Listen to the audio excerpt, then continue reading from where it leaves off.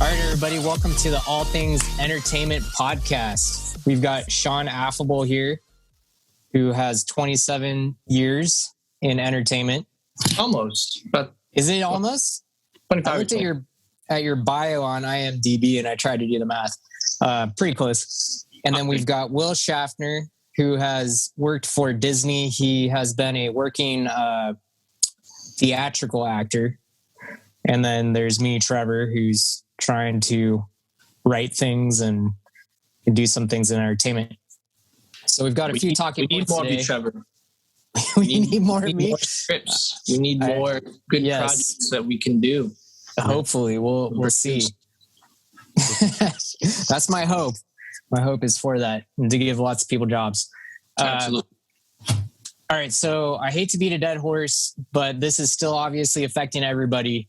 The American economy has been shut down approximately since March 16th of 2020. And I think Will said that we've reached our 2 week what was it you said, Will? Our 1 year of the what? Of the 2 week shutdown. Of the 2 week shutdown. So happy anniversary, everybody. Yeah. 1 year anniversary of our 2 week shutdown. Yeah. Yep. Awesome. So I wanted to ask you guys, when did you first start hearing about COVID-19 and how were you affected by it? Will, you want to go first? Sure. Wait, go ahead, Trevor. You were going to say something? Oh, Trevor, yeah. Yeah. I first heard about COVID-19 on this app called iFunny, which is all targeted towards humor. And there were people posting serious videos saying, you guys shouldn't make fun of this COVID-19 from China on the app. So that's how I first at least heard about COVID-19. You wasn't later switched to TikTok. Yeah, I think what was crazy. So I heard about it. I was following Ben Shapiro and Steven Crowder and stuff like that in like 2019 summer, I think. And I would listen to a lot of Ben Shapiro, like at work and that kind of thing. It would just keep me occupied. So I can't remember exactly where I heard about it, but I think I heard it on one of his podcasts or something like that. And I just remember being like, all right, like another disease is coming, I guess. Okay. But then it like blew up out of proportion. Then they required a mask mandate, and the shutdown was crazy. Cause I remember I was like, this is weird. Like we've never done this before, but I was like, oh, whatever. Like if it's going to be 2 weeks, whatever. And then it was just a month and then 2 months and then 3 months. And it just kept going and going. And what's crazy is I'm sure you guys experienced the same thing. There was a time during kind of the shutdown and beginning of COVID, everything like that, where we weren't used to it. And so we're like, this is weird. This is new. And then there was a moment where we shifted into, oh, this is life now. And it just became like, I don't even remember exactly when that time was, where now I'm just like, oh, this is how we live. And it's crazy how it's been like that. Yeah.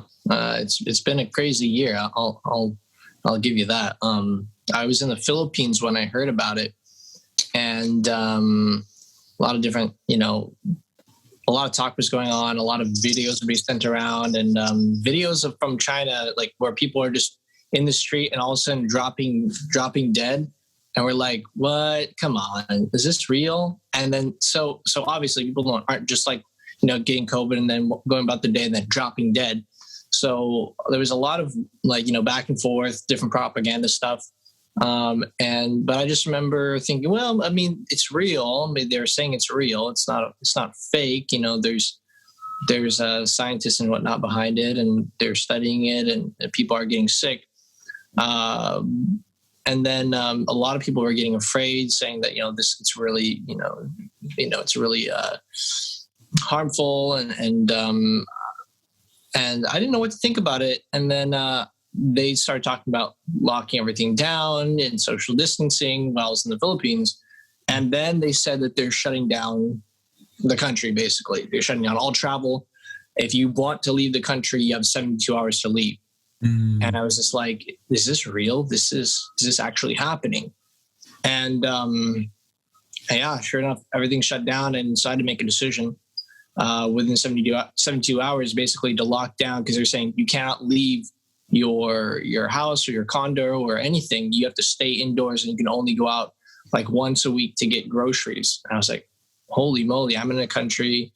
I don't have, much family there. I have a lot of friends, but to be locked down alone, isolated from everybody I know, it was kind of intense. And so I talked with my family, and they suggested I come back here. So I jumped on a plane within 20 hours and just found a flight and came back. And so yeah, I've been here for almost exactly a year since I had to get on that flight.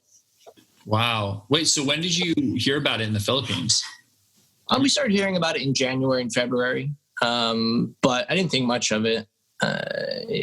We're talking about, okay, how bad is it? And there's kind of a back and forth, obviously. And then there was a lot of videos showing people dropping dead, and we're thinking, is that actually real? Obviously, yeah. It was, a lot of hype and a lot of people just trying to, make money off of views or whatever else, or the media or something. But yeah, you guys remember those people dropping dead in China, like they're standing there all of a sudden just collapse in the street, and you hear people saying COVID or something like that.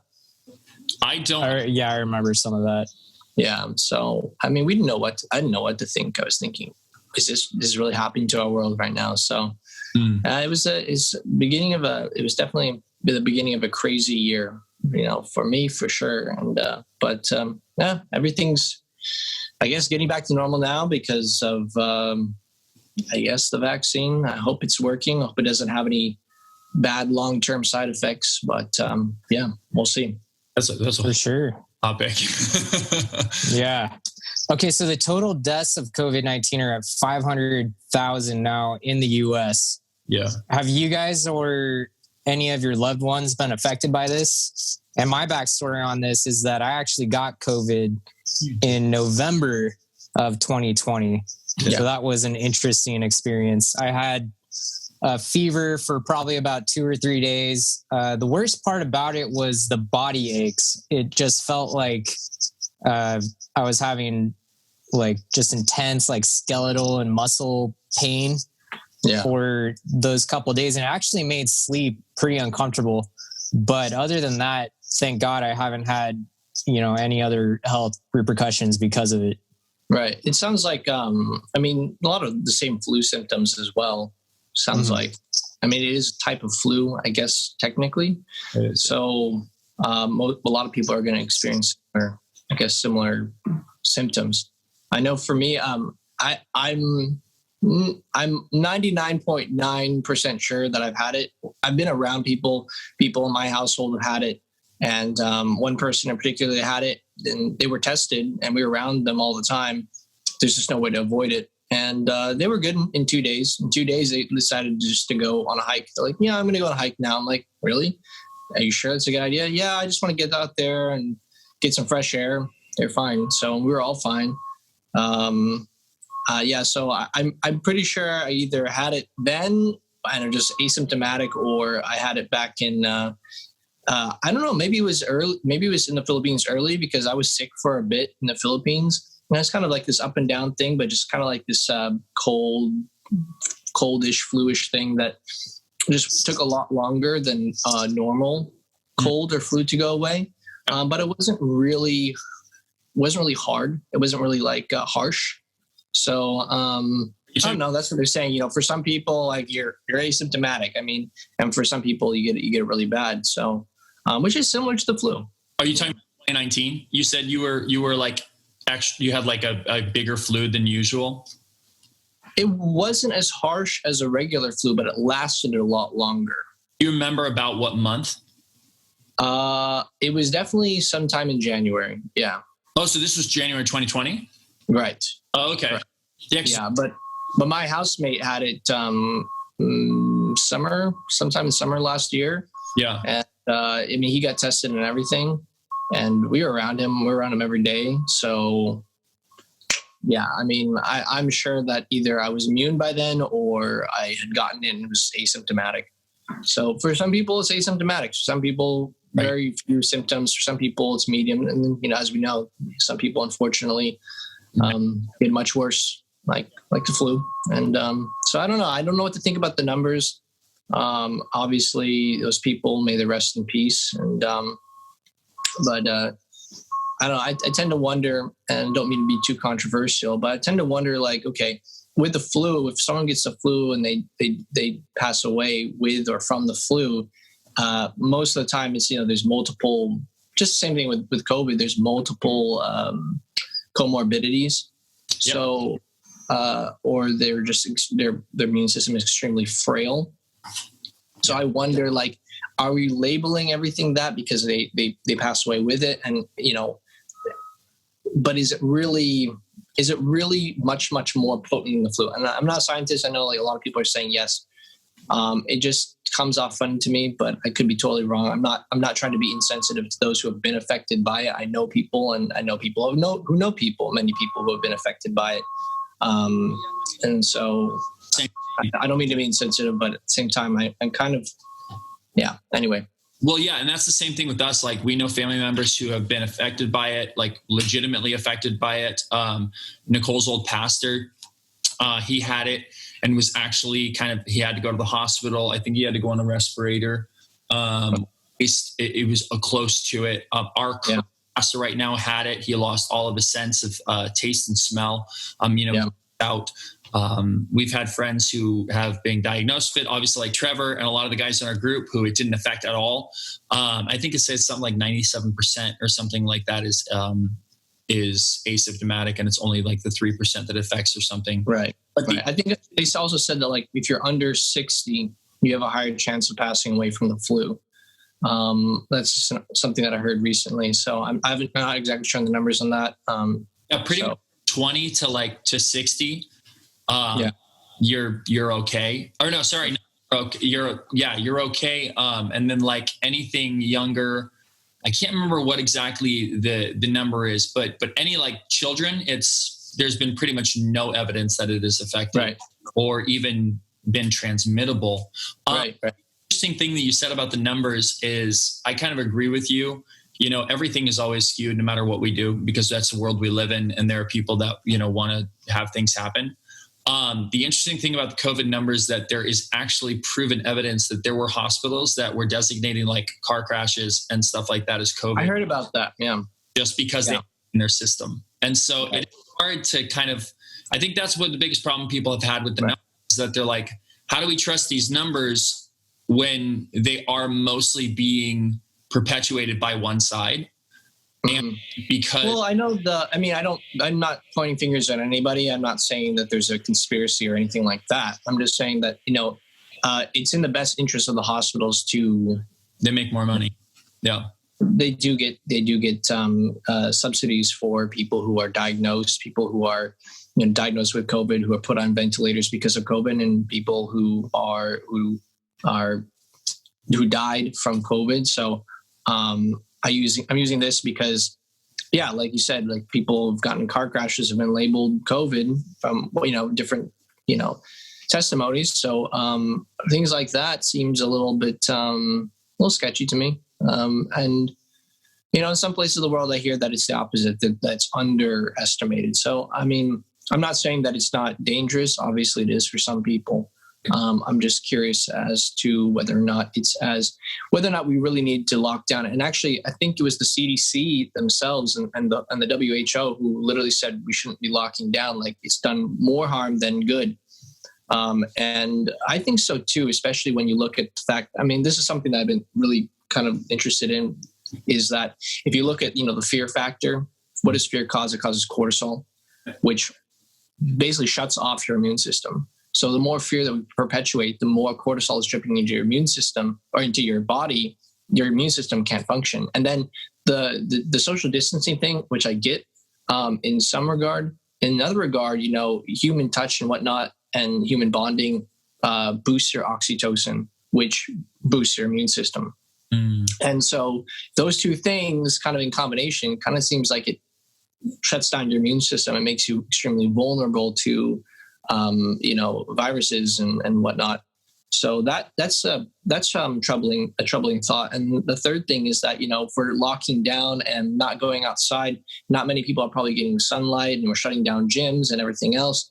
Well, they said that the majority of the people who died with COVID had an extreme vitamin D deficiency. Well, where do you get vitamin D? From the sun. So combine all three of those together, and I think it's kind of a recipe for disaster. And I don't know if that's why the WHO and CDC said that's, the lockdowns are doing more harm than good. But those three things are very troubling facts that have me curious why we're doing what we're doing. It seems to me like if you're under 60, you should be getting out and getting some sun and not living in fear and getting herd immunity and whatnot. But again, I'm not a scientist. This is obviously anecdotal and just thoughts that are coming to my mind. I could be completely wrong and a total idiot, but things that I've been thinking about. The science. Yeah, definitely. So you're kind of talking about our next talking point, which is the vaccinations are rolling out soon now for the entire population, but about 100 small businesses have closed their doors permanently. The president stated that he hopes the economy is going to return to normal at the end of this year.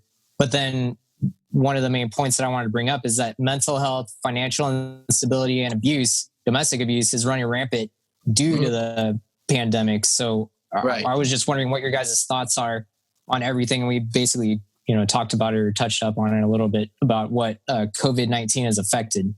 Right. I'll just say something real quick, and then I'll give you the floor. When it comes to going back to the oxytocin thing, if you have people who are not in contact and you don't have like good, connections and bonds and whatnot, it makes you vulnerable to dopamine addictions, is from what I hear. Like if you, so like with the 12-step program, for instance, people who are addicted to substances or behaviors, if they don't complete the last step, and I actually got this from, what's the name? I can't remember now. But anyway, so if you don't complete the last step, you'll almost automatically go back to your addiction. And the last step is to help somebody in need that you selflessly help somebody who's in like the same position that you were.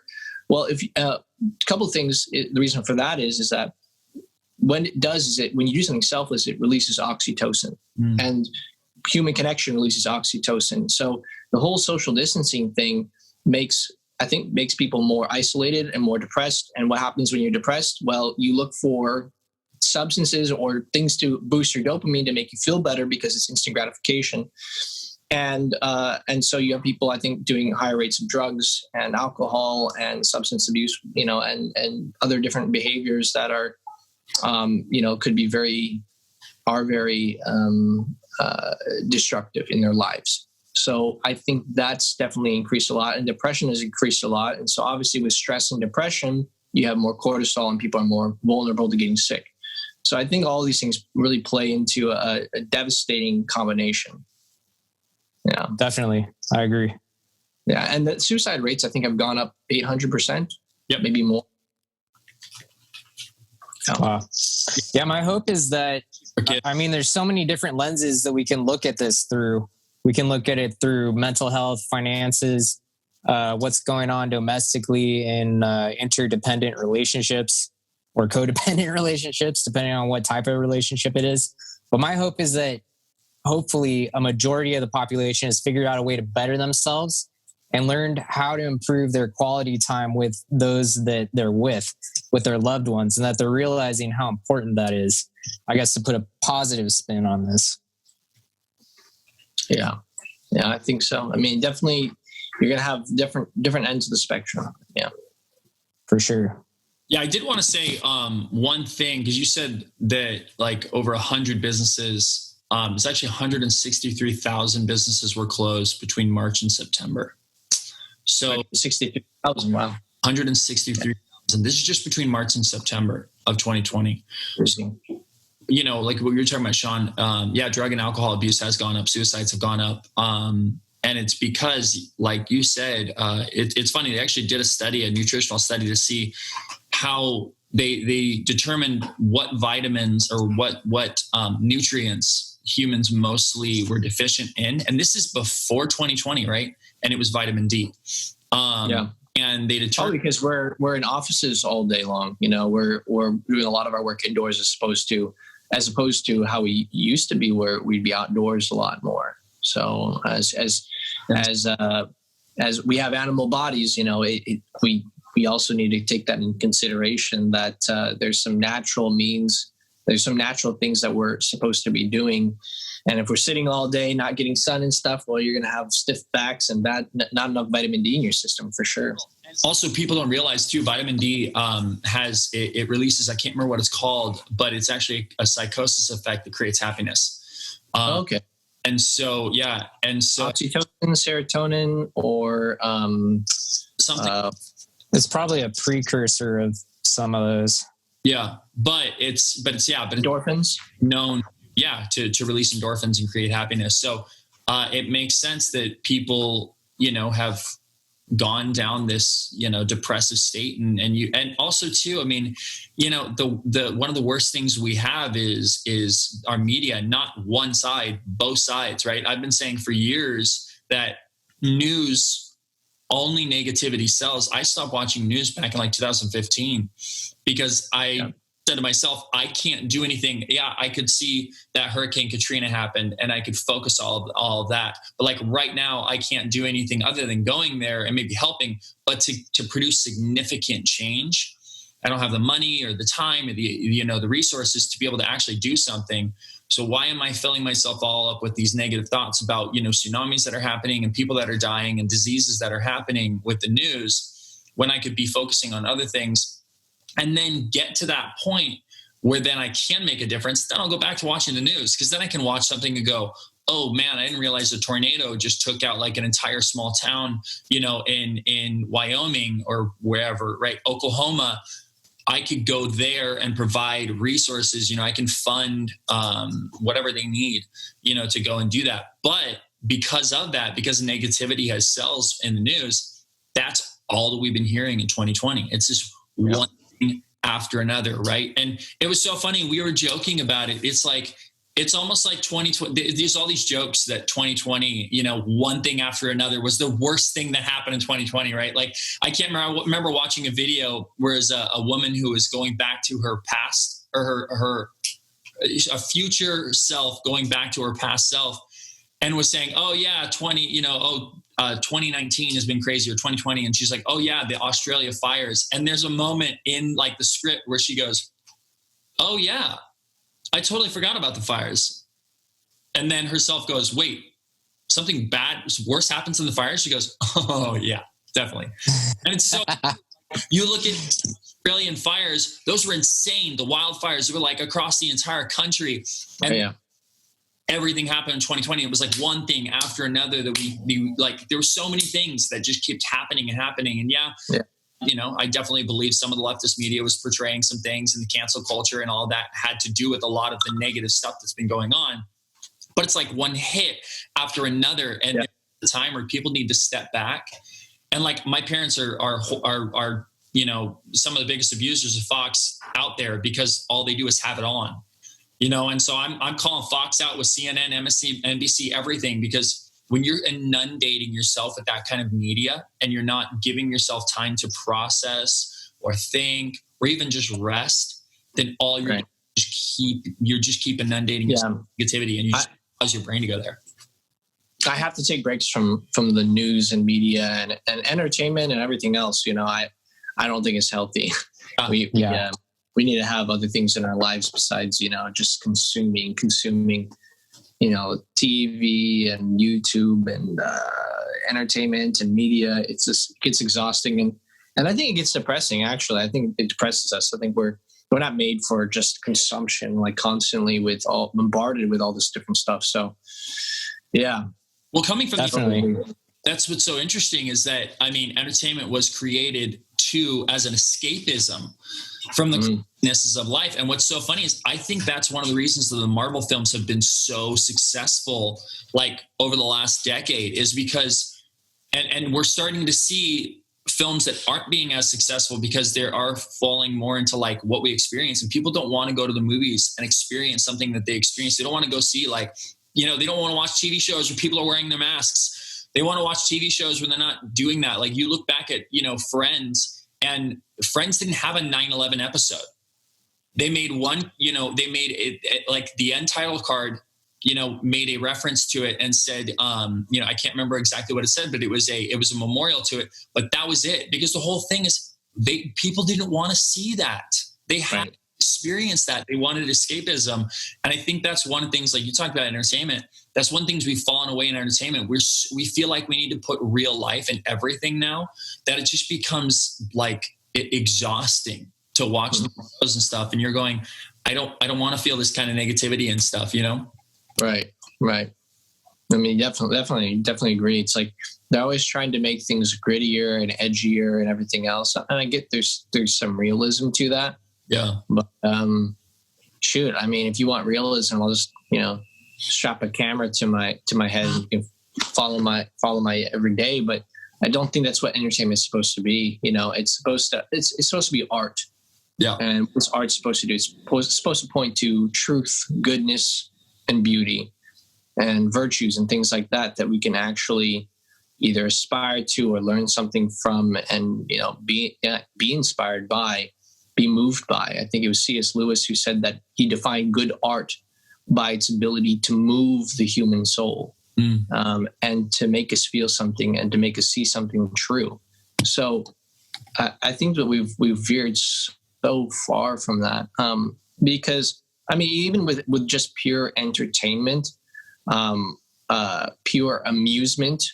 Amusement means to not think. So we have whole parks, full of amusement. And I think that entertainment, unfortunately, has gone that route as well. It's just like amusement, which is like eating candy all day long. You can only have so much, and then you're sick of it because it's not feeding your soul. And we're not just there. We're not made to just be amused all the time. Just like we're not made to just be stressed out all the time. We are made, however, for deep meaning. And I think with art and with film, television, and media, we've gone away from that, because I think somewhat with culture, because I think we've gone down this philosophical ideology that there is no objective truth. Yeah. So it's only what's true for you, what's good for you, what's good for me. And so things have been so watered down and uglified, because they're saying there's no truth, there's no beauty, there's no goodness. It's just everything is subjective and relative. And so that I think it plays out into the art. Things might be amusing, but they're not fulfilling. And that's what we see in culture, in media, in entertainment, because it's just pure amusement, and it's sickening at the end of the day. But you watch a great movie and you see true virtue, you see true goodness, beauty, and truth. And there's something about it, about certain films that you can watch, over and over again, certain books that you can read over and over again, because they have something deeper to them. There is a Hey, Sean. There is a meaning and a level that is way better. Yeah. The video might cut off in 3 seconds. 3 seconds ago? Nope, we're good. All right, cool. All right, good. Sorry. You know what? I'm trying to figure out how to turn off all my notifications, but not turn off, because I keep getting notifications. I think if you put do not disturb on, it should work. Let me figure how to do that. And I hope that doesn't. Well, Sean, while you're figuring that out, I want to hear from you, because I know that we have experience in the entertainment industry. So we've seen the dirty side of entertainment, right? Like you said, it's a horrible industry. But like Trevor, you being somebody who's more like observed it, like what are your thoughts on that? Like in terms of what specifically? About as far as just, the way that it's gone as far as being entertainment, and it, the fact that it's gone, because I agree with you, Sean. I think there needs to be some element of realism, because it should be thought provoking. But the problem is because our reality TV like world we live in has become so realistic that it's just real. It's not elements of realism that have like fictional, and fantasy. It's literally like, oh yeah, we're going to just throw a character in exactly what we're experiencing right now. And I don't think people can process that correctly. I think they need to have like an analogy, or like Jesus spoke in parables. He didn't just call people out on the stuff, you know? So like, what about you, Trevor, being somebody who is an observer of entertainment, not necessarily from a biased source, being a part of it, but just as an observer, like, what are your thoughts, especially in regards to like the news and media? News and media. I remember I took a mass media studies program or course at my community college. Professor was awesome. I learned so much from that about everything from law to how the media operates. And it's true. It's what you guys have been saying. What they do is they find something, and I can't remember exactly how it's defined, but essentially people are more likely to watch something if it's threatening. So COVID-19 is threatening, right? You could die from COVID-19. So people are going to be more drawn into it. They're going to be like, oh no, what else can we learn? This and that. That's how, ratings are determined. Michael Bay is so successful. What? So that's why Michael Bay is so successful. Maybe. I don't know. I don't think I've ever watched a Michael. Michael Bay did Transformers. Yeah. Doesn't he have a COVID film coming out? He does. I really want to see that. Yeah. I haven't heard about that. I mean, it's genius, but it's kind of like, oh wow, really, Michael Bay? Okay, all right, Mr. Bay. Yeah, you're capitalizing on people's sufferings, but I get it. I think most people have thought about, oh, that'd be an interesting film to talk about this, but yeah, he did it. Yeah, good on him, I guess. Advertising for it looks a little bit more farcical, and that's why I actually want to see it, because it looks more like he's like, hey, what if we take this to the extreme? It's like The Purge. The Purge is a great example, right? The Purge, I'm not talking about the shows and the sequels that came, but the first movie was created as a statement of where our media was headed. If our media heads, the same thing with Hunger Games, was the reason it was created, because it was a statement of, this is where we're heading in the future with our media. We're so focused on reality TV. We're so focused on watching, Jerry Springer and Cops and like all of those shows that just show the depravity of humanity. This is where we're headed to, where we're getting competitions where it's just, hey, just kill everybody, right? And it's like that kind of a thing. And so that's what's always kind of fascinated me about that. And that's why I actually want to see Songbird, because like I said, it looks more of, hey, this is extreme. What would happen if this continued down this path? And, we're kind of starting to see some of that effect, Well, yeah, totally. We've definitely seen some very interesting things in the last year. People being harassed, people being arrested, some people not being arrested. What's that? Especially in China, right? Like boarding doors and stuff like that to keep people in. Like, that's a completely different thing. Yeah, I mean, I wasn't even thinking about China, but I was just thinking about here in the States, because, obviously we're here, so we're much more aware that things are happening here. But yeah, definitely in China, of course. And I mean, so much persecution of different groups of people over there as well. Yeah. So even beyond just what's happening with COVID. But I didn't want to interrupt. I know I interrupted you, Trevor, with the Michael Bay comment. That was more of a joke. But you were talking about, I wanted you to continue what you were saying. Because you were saying that people watch things that they're afraid of, and that's why you think that that's been successful. Well, yeah, I mean, that's like in the handbook for news. You want to put the most threatening headline that you possibly can. Then people are going to be like, okay, this involves death. I'm afraid of death. I don't want to die. What's going on with this? Right. So it draws people in, right? Yeah. In terms of like just traditional media, like outside of news, I've definitely seen, I'm a real huge fan of like the 80s movies. So Stranger Things, when it came out, I was like, oh, this is awesome. There's just like this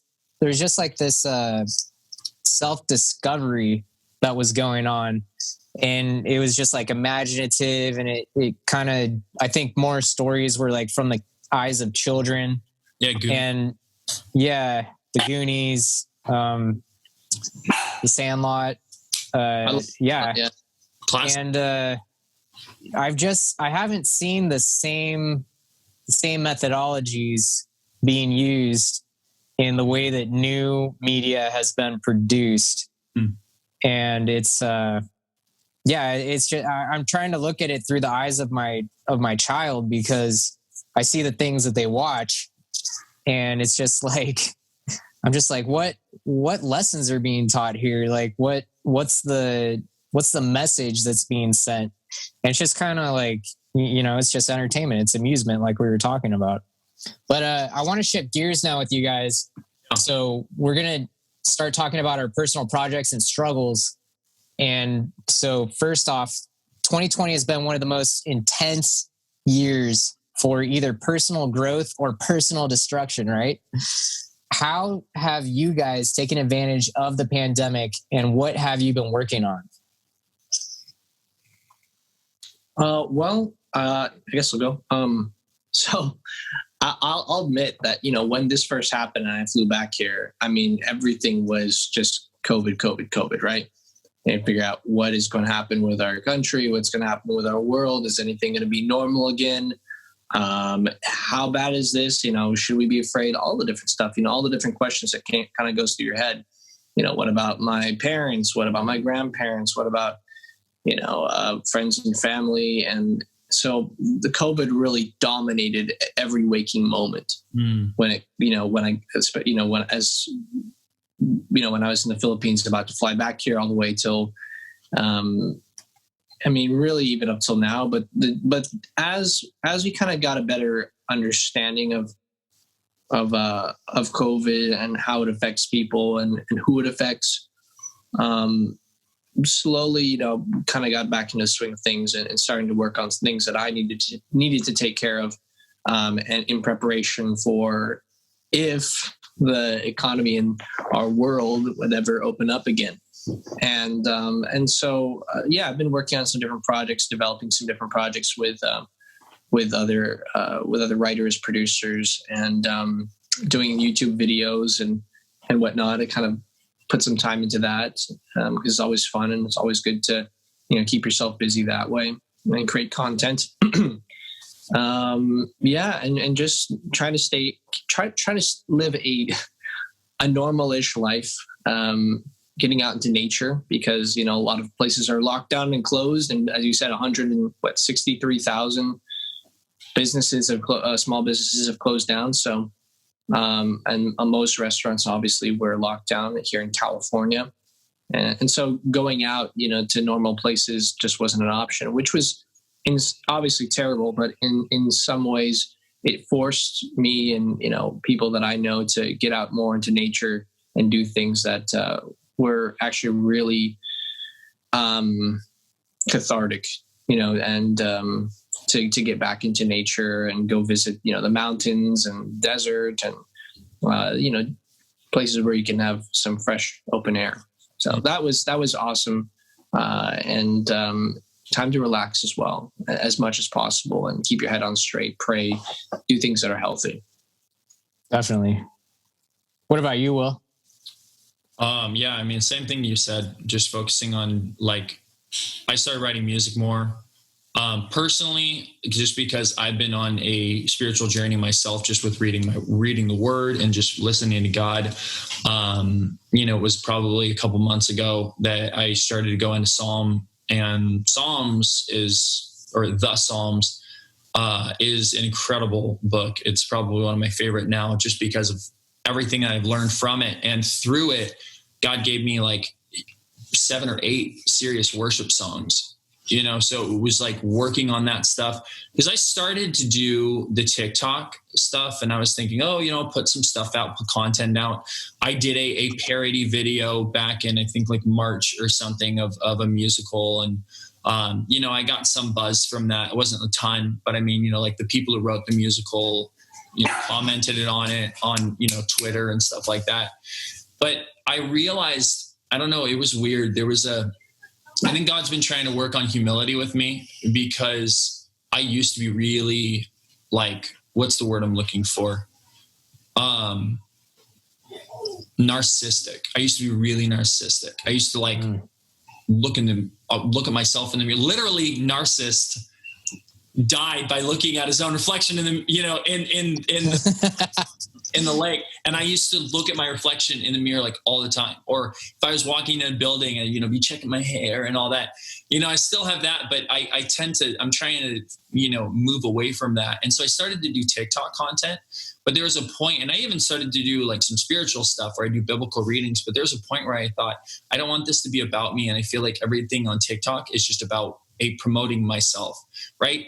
And not to say anything against people who use that or anybody who's even using it as a ministry, like good for them. But for me, like I felt, even when I did like Bible verses, I always felt I'm trying to pick, this special music that's going to, release an emotion from someone. And I'm looking for views. Oh, I hope this gets, a ton of views and I'm able to, get big enough that I'm able to reach more audience. And I just realized, sorry, this is my dog. He's going to appear in the shot real quick. For those who are listening. Sorry, we like animals. Came into view. That's Alan Rickman. Yes, he's named after the actor. Ironically, we're fans. I'm just not a huge fan, like in that way. But anyways, so going back to that, there was a period where I just went, I don't want this to be like about me. And I stopped doing it. And I mean, I've always kind of had that personality where, I'll start a project and if I'm not super invested in it, I'm kind of like, yeah, I'm over it, but it kind of became that way with TikTok and YouTube and that kind of stuff. And so I did that, for a period of time, but I've mostly just been focusing on, our online business, as well as just trying to, like you said, Sean, have some like semblance of reality. In the Inland Empire, it's opened up a little bit more than, Orange County may have or anything like that. So people are pretty okay out here now for, like, we've been to wineries and we've been to restaurants and that kind of a thing. You still can't eat inside, but we go to Temecula. We walk around downtown Temecula all the time. But, and our church is open. We went through a church kind of situation where we walked away from our old church. And then when we moved out here, we found one right away. And like you said, hiking, getting out, and trying to get out more. That's been a big thing for my wife and I. She worked remote. I haven't worked through the entire pandemic. I got laid off in 2019, November, right before shutdown. So what's good is, by the glory of God and the grace of God, we've been able to, through the unemployment and everything like that, even though I did not believe in the stimulus, I think, I'm not about robbing our present to pay for our robbing our future to pay for our present, but I don't have any choice over it. Right. So I use it as a blessing. We're able to pay off 3 things of debt, like those were good things. And I was doing, contract work and some project management stuff for different developments, but we were mostly home together. And so we were trying to find ways that we can reinvent ourselves. And we started to go on date nights, and started to put aside those specific times for that. And hiking was a big one. We're trying to get back into that, hardcore, because it's good. It's good to be active. It's good to be outside and yeah. Stuff. 100%. That's awesome. What about you? For sure. Well, during 2020, I've continued my writing, and I've continued to create during 2020. I made a lot of progress for this startup that I'm trying to get up and running. So that's one thing I have in the works. I completed a book. So I've got one book fully authored. It just needs to be proofread and professionally edited. And then I'm hoping to get that published. It's like a self-help entrepreneurship, like life coach type book. I've read it. Anybody listening, I've read it. It's really good. As soon as you read it, I think it's going to be a bestseller. No joke. It's really good. And I've read a lot. Thank you, man. I appreciate that. So I actually know what I'm talking about. I've read probably over 50 and it's really good. Nice. Appreciate that plug. Yeah. Even though I plugged myself. Anyways. So I've also got about half of my sci-fi fantasy novel, which is entitled A Undecided, finished. Mm-hmm. I've got screenplays in the work. And then this is something that I ran into some problems, not only in 2020, but in 2019. I've been trying to get this docuseries for the military up and running, and it's called The Face Behind Our Soldiers. And it is essentially like a nonprofit platform for anyone that is either a veteran or active military to come and share their stories to be able to plug their own content so that, they can provide income for themselves, things of the like. And the first person that I interviewed was this World War II veteran who served in the Navy. His name was Lowell. His name is Lowell. And unfortunately, because of COVID, that's one of the people that I know that was affected by this. He essentially just stopped wanting to live. He was 99. He was almost 100 years old. Wow. And his family couldn't come and visit him. He's a really social guy. I put a video up about it from his son, sent me some content. And so I just kind of gave a background on that. But it was really sad and depressing for me to hear that, because he was such a loving guy, such a smart guy. And it's so sad to see how this whole COVID-19 thing affected him, unfortunately. He wasn't able to see his family before he passed, or what happened? Yeah. So he was in a care facility, and unfortunately it would have been too expensive for the family to bring him and all of his needs to the home. So the facility wouldn't let them go in and interact with him and whatnot. And then he had to sit in his room with a mask on, and because he's in the highly vulnerable category population. So, I mean, it was really sad for me to hear about that, because I was hoping I would be able to show him his final product, but I'll never get the chance to, unfortunately. We were going to talk about our struggles and our positive accomplishments. I think we'll go ahead and skip that, because I think we pretty much discussed all that stuff. So now we're going to move on to some recent entertainment. Most venues are ghost towns now due to the pandemic. Movie theaters are empty. Music venues are empty. How do you guys think artists are handling this pandemic? And I'll just go ahead and start by saying I think that artists are hurting, but they're also finding inspiration through the pandemic. This is definitely a new psychological experience for many artists. So I honestly can't wait to see what types of art come out that are inspired through these circumstances and how it's going to change things. Yeah, for sure. Yeah, I mean, every new experience, is an opportunity to make something from it. So for sure. I mean, look what Michael Bay did, right? Yeah, Michael Bay. I think it's out already too. Oh, is it? Oh, wow. I think it is. What's it called? Or is it streaming somewhere? I think it's streaming. It's called Songbird. Songbird. You can find. Yeah. Cool. I'm actually looking forward to the movie Nobody. It's with the guy from Better Call Saul. Saul, yeah, and Breaking Bad. And Breaking Bad, yeah. What's his name? Steve Odenkirk. Yeah, Bob Odenkirk. Yeah, that's right. Sorry, yeah. Steve Odenkirk is the guy who did the Thumb films. Yeah. Bob Odenkirk. Yeah. So it just looks hilarious and ironic. And kind of fun. I like action, of course. So it's kind of like a Liam Neeson meets I don't know. It's got kind of the what the John Wick, feel to it. Yeah. Taken meets John Wick meets some sort of, I don't know, family dude, I don't know, comedy, kind of all mixed together. Yeah. If you ever watch a good movie about kind of an old, and this is off topic, we'll get back to the topic. I'm a movie buff and I love these movies. Michael Caine was in a movie that was about British gangs. Because Michael Caine. If there anybody, listening from England, as far as I know, I could be wrong about this, but I've been told by people who live in England, and I've looked up this. England is in a rough state when it comes to gangs, because they took, guns away from the police, and basically gangs run the street. And there's tons of movies that they've put out there of London gangs and all this kind of stuff like that. There's lots of violence. Like you can't even walk in parks in certain parts of, in a lot of parts of England, just because it's dangerous, like around London.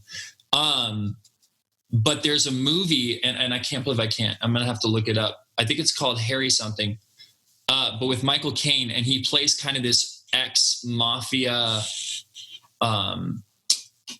like hitman that he's older, right? And so he gets basically fed up. He's a retired ex-mafia hitman, and he basically gets fed up of these gangs just terrorizing London, and he fights back, and it's awesome, dude. If you want to watch Michael Caine as a badass, that sounds cool. Movie. I love Michael Caine's acting. I'll tell you that much. He's excellent. Yeah, he's a great actor. Michael Caine. Oh yeah, it's right. Michael Caine. Right, yeah, you have to say Michael Caine. Yeah, Michael Caine. Pretty much. Harry Brown. This is what it looks like. Harry Brown. Harry Brown. I did hear I've seen that. The good thing, but I never watched it, I don't think. Or did Yeah, I've never seen the film. And it's also kind of one of those that, when you're kind of pissed off about punk kids, being kids, you can kind of watch and be like, yeah, that's like Kingsman is a great example, right? When, what is it? Colin Firth, like just annihilates those gangs in the bar. Mm-hmm. It's like one of the most like gratifying scenes ever. Yeah. That's what you do to bullies. Yeah, it's interesting you're talking about the theater and just entertainment, because what's really sad is a lot of my friends who are, and I'm probably pretty sure you've experienced this too, Sean, people who are in entertainment aren't in entertainment anymore. And so I think we're going to see like a passing of the torch, really, of actors, because I know there are so many actors that I had, friends that I had who moved from New York, who were living in New York, moved from New York at LA. They're not doing anything right now because obviously they can't. Right. They're going into content creation. There's only so much you can do with that, especially with YouTube and their guidelines and everything like that. And I can see, like you said, I see a lot of people taking advantage of this situation in a good way, and innovating new ideas, new films, new movies, new television shows, web series are more popular. Like, just real quick, between all of us, remember when web series were basically non-existent, and it was like, oh yeah, they created some weird web series thing, and now that's all there is? Isn't that crazy? I remember there's been kind of an influx. When they first started coming out, it was like the huge new thing. Well, first of all, they were like, oh yeah, web series, whatever. They're not very well done. And then there were some good ones that came out, and then it started picking up. And then it kind of went back to like, who cares? And now it's, it's kind of doing this little, little up and down flux thing. But I haven't seen many recently. Is there any good ones out there? Well, I think the reason I was saying that is because I think they got bought up by Netflix and stuff. Because you're talking about The Guild was a web series before anything happened. Mm-hmm. True. I can't remember. I think Community was a web series, and then it got changed into Community or something. But there's been so many web series that they were web series for like a year, 2 years, 3 years. And then a big production company was like, hey, that's a good sellable item. Let's take it, put some production value on it, and we'll make an actual series. But I was just saying, like a side note, I just remember when I had friends who were like, yeah, we're going to make a web series. And you're like, okay, dude, on YouTube? Yeah, that's cute. And now it's like everything's online now. Right. No, that's a good point. That's actually a good point. I forgot about some of those. But yeah, you're absolutely right. They did start as web series. And if you make a good product, you definitely help yourself, getting into some of these bigger networks and streaming services. So it's a good point to any of these content creators out there if they're trying to do something. But is that with any of your friends where they've kind of taken a step away from the industry? It doesn't look like they're going to go back. Like they want to, but there's not really a lot of people in like full-time jobs and stuff. They can't anymore. Yeah, I think just because everything's shut down right now, I know that artists are passionate people and they love what they do. They love, whether it's theater or film or television or all of the above. There's some part of them that's like, yeah, I want to get back into it. So I'm sure that as things start to open up more, there's been some auditions actually I've gone out for somewhat recently.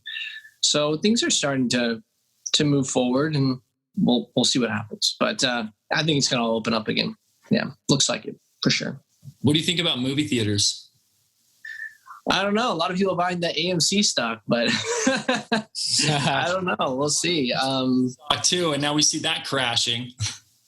I mean, I don't know if I don't know if it's going to ever be the same, but I know a lot of people love going to theater. I love going to the theater.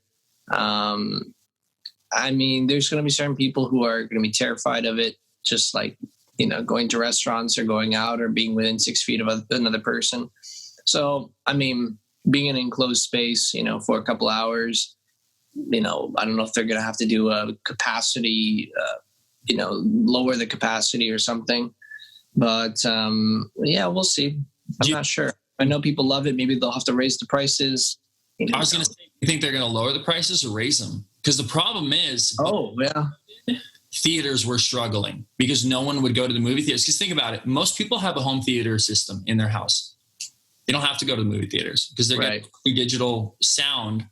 Before that's all you got, like right in the 90s and even like the early 2000s, you couldn't get like surround sound, Dolby Digital, like 8-point surround sound in your house.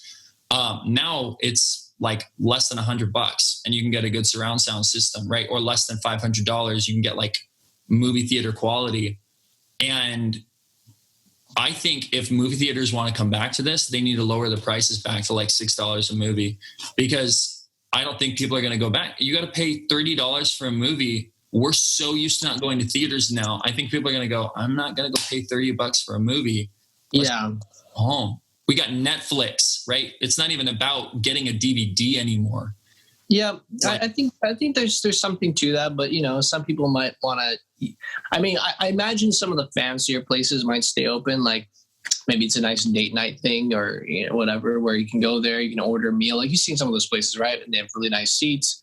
You can order alcohol meals and stuff like that. So, and it's like really fancy. I think some of those places might still go, and some people will just who really like to go to the theaters and want to do the opening weekend thing. And I don't know.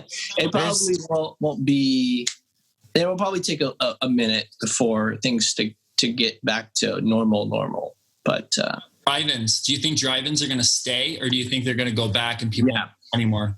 I think people will do drive-ins. I think it's a niche market, but it's also I can't think of the word for it, but it's not novel, but it's different, and there's always going to be somebody who's like, oh man, that's the old school way of doing it. And new experience. Also, you social distance from other people. So, you're just in your car, and it's a cool date night thing. So yeah, I think those would be kind of cool. I think they'll stick around. I think they've actually been open because of that factor. I don't think they've closed down. So yeah, I see those things maybe even being more popular. Well, and a lot of drive-ins that weren't open before reopened, I think like the Long Beach one. But even movie theaters like Irvine Spectrum started to do drive-in events where it's like $3, you get a full meal out of any of the restaurants, and a ticket to go see the movie. So it is interesting seeing you, like we were just talking about innovation, right? You just talked about we grew up where you didn't get meals at movie theaters. You couldn't get alcohol in movie theaters, right? You can get a hot dog, but right? It'll cost you your paycheck. Sirloin steak, like delivered to you while you're watching Transformers, Right. But once again, innovation, right? They had to find reasons why to bring people back to the theater and make it an experience. And I agree with you. I think drive-ins are an experience, and everything's social media and Instagram worthy now, that it's like, hey, went to the drive-in with my friends. It's like, it's the cool thing to do. Yeah. I mean, I don't know if it'll ever be the same, but I think certain things will definitely thrive or get back to thriving. Yeah. Ish. Just needs some rebranding. I was going to say, it won't ever be the same. We've been to the drive-ins and they still suck. Is it still through the radio? I haven't been to one in a long time. Is it still through the radio? We have to tune the radio to the certain station. Yeah, it is. It's a radio, or like sometimes they do speakers, but it was so hard to see that. We went and saw the New Mutants when it first came out. This was like months ago, and we could barely see anything on the screen. Because what sucks is cars are made that the headlights just turn on automatically now. Oh, yeah. Those headlights would show on the screen and you wouldn't be able to see anything. Oh, man. Plus, we're sitting there. Well, we get there. We barely, we had maybe less than a quarter tank. And we're sitting there and we had to keep turning on and off our car, which we have a push start, right? It's not a key. So we kept having to turn on and off our car to save the battery as well as save the gas. So it was so weird. I was like, dude, I don't remember it being like this. We used to go to drive-ins and I remember you just leave the car going. I don't remember where the car shuts down, if you've been in it for too long. That's why you got to get an old pickup truck, gas guzzler, put that thing around, you can put the blanket out there, super romantic, right? And you have the picnic. That's it. It's right there. It's true. That's cool. Dress up like the Fonz. Hey. All right, guys. That was a good discussion. A little bit off topic, but I like it. So switching back, the next thing that I wanted to talk with you guys about is a little bit more controversial, but essentially the question is Hollywood independent these days, or is it controlled by corporate America? And I mean, that sounds kind of controversial, right? And kind of obvious at the same time. How does the answer to that question affect artists these days? Good question. Hollywood, is it independent or controlled by corporate America? Interesting. Trevor, are you talking about ABC? Like Google, Amazon? Well, you've got all of the big production companies, right? You've got WB, Paramount, you're talking about, etc. Are you talking about the companies? You know what I'm talking about, right? When I say Google. Yes. Yeah. I think that I remember reading several articles and they talked about how the majority of media is owned by 7 or 10 massive corporations. Yeah. So a lot of there's parent companies, and then there's little companies, a bunch of little companies like those. Yeah, it's true. I mean, so in that sense, yeah, there's there is a lot of influence that way, and there's a lot of power that way. So, if you don't want to piss off the wrong person. Yeah. So, I mean, there's I think we were talking the other day about what's her name, Gina Carano. Yeah, she's our next talking point. Okay, well, didn't want to jump the gun, but when there's a lot of power in there, if someone doesn't like you, whether it's valid or not, there's a lot of power in those upper ranks. So if they have if you don't play by if you don't play their game, they don't play by their rules. I think it can come back to bite you in the butt. So, got to be careful either way. So, yeah, totally. I think that corporate America has been controlling Hollywood for decades now. And from my personal perspective, I think that it really robs the freedom of expression for some, not all. I think, though, along with what Will was saying, that we're going to see a lot more little Hollywoods popping up all across the nation because of this. Because, I mean, for example, I use this mentorship program called SCORE, where I can go on a website, I can schedule a meeting with someone. So I did that. I did that with a well-known Hollywood producer, and I got there, and I was a little bit late because of traffic, so he was already pissed off when I was there, and I felt really bad. But it was shocking for me to see the amount of resistance from this guy. He's like, okay, you've got these ideas. He's like, I don't want to read your script. You need to go into the system and earn your badge or whatever. So it was a shock to me, because I'm like, okay, this person doesn't want to see my potential. They don't want to know my idea. Instead, they want me to go in, start from the bottom, and work my way up. So it's like, I'm an outside of the box thinker. So to me, that just doesn't make sense. But I could understand where he was coming from. You obviously have to prove your worth, right? If you don't have any credibility, then people are going to be less likely to listen to you, as opposed to the opposite of that. It's very complicated. So there's a lot of factors in there. Number one, how many writers are there out there with an idea? Lots. Tens of thousands, if not hundreds of thousands, right?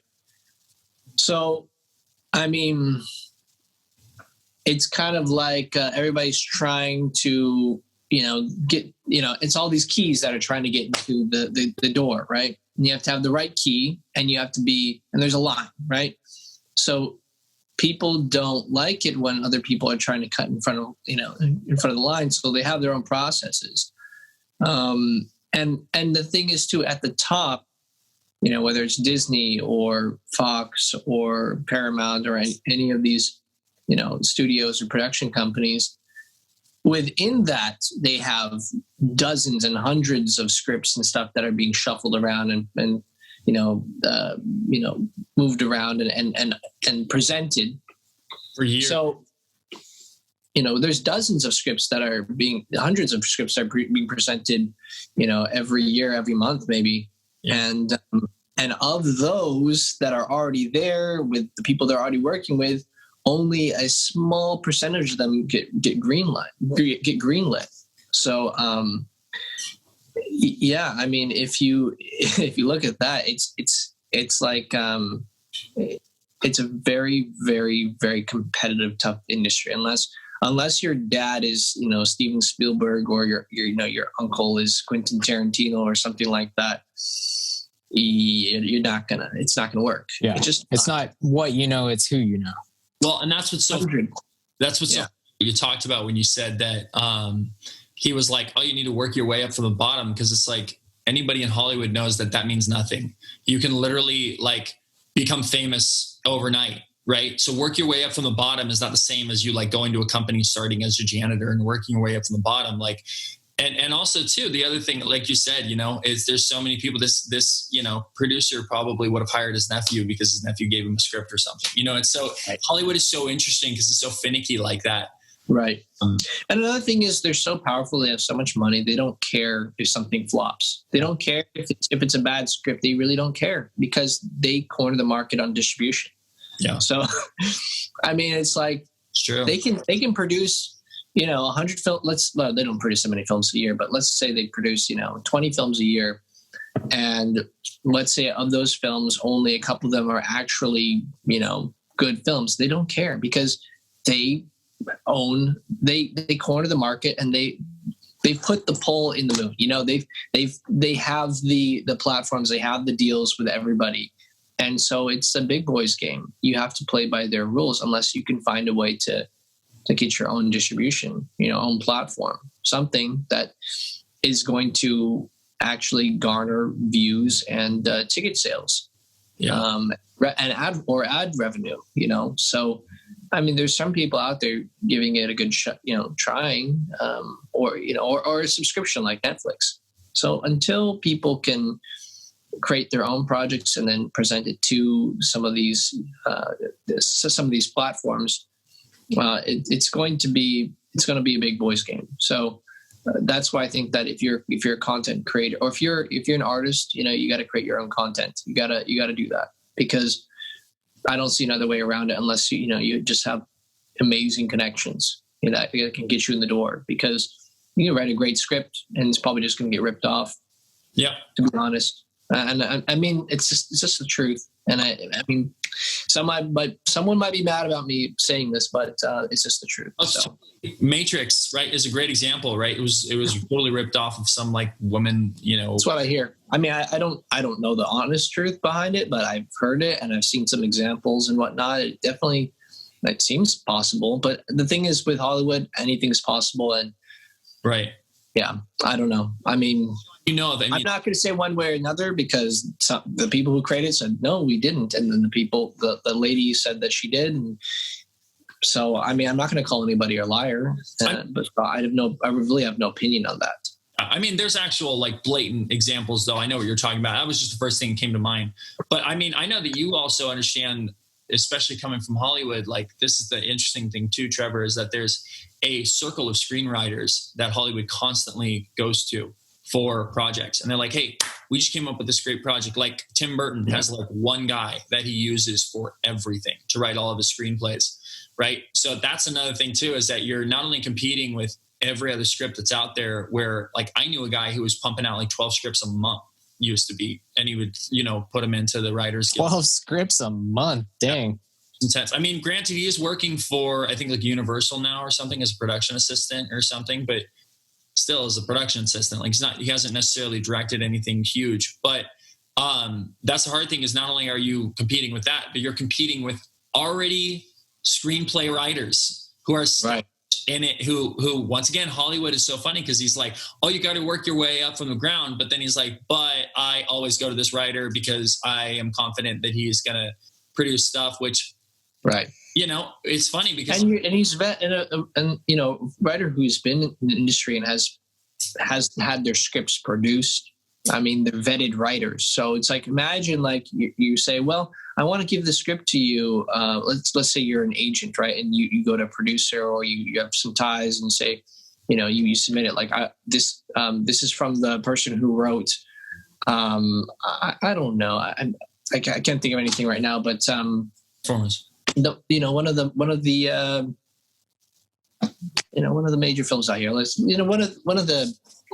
is from an Oscar-winning writer. Yep. You know, one for it's going to definitely open more doors. You know, or if it's from a famous film, or if it's from the Marvel series or something like that. You know, he was one of the co-writers or something on this project, or he wrote for this TV show. When you have credits, people think about that a lot. They're a lot more apt to go, okay, well, I'll check it out. You know, because they have clout.